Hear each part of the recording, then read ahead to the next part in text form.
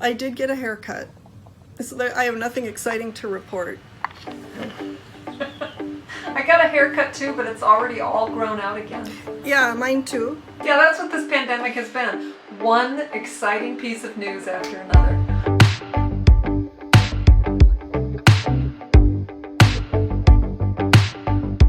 I'm Laura Park. And I'm Jennifer Ton. And this is Church Lady Chat.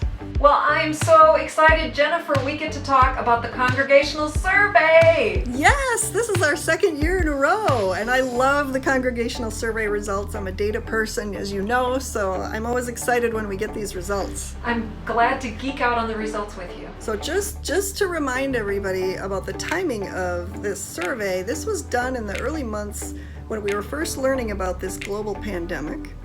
And the survey didn't quite close until early June, a few days after the George Floyd killing and the uprisings in Minneapolis.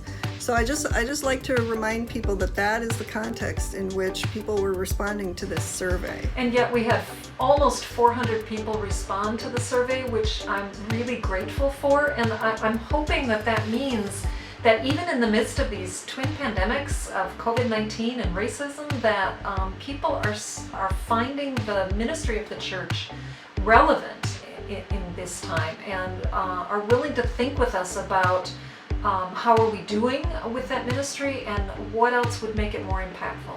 You know, I was fortunate this year to be on the evaluation team that helps to prepare the survey, and we had some really fascinating conversations in as we thought about this survey. And so one of those areas that we talked about a lot was the demographics and how we were asking those questions. Can you say a little bit more about what we were talking about and what we wound up doing? So we worked with Team Dynamics, who is the church's consultants around the multicultural church. And they recommended, in order for us to really hear people's stories more effectively, they recommended we ask open-ended demographic questions. Questions like, how would you describe your race and or ethnicity? How would you describe your sexual orientation? How would you describe your gender? And we took people's responses and coded them and organized them into groups. And when you look at the Congregational Survey results on the Unity Church website, you'll see all of the responses that people gave us and how we organized them. And I think it gave us a much richer sense of who was responding to the survey. Yeah, it was more work than in the past, but I think it definitely paid off.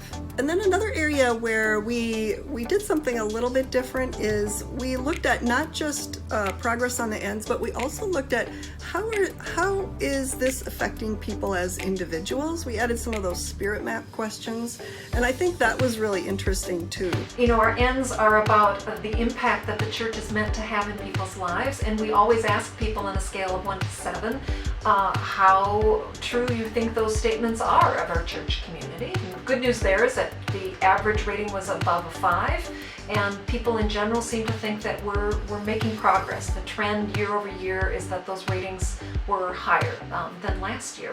We do have a lower rated set of ends, and they're all around building the multicultural church, but I think we're all clear that we have a lot of work left to do there. The other statements you're talking about, the personalized statements, the board very wisely said, well, we understand through the ends the church's impact as an institution.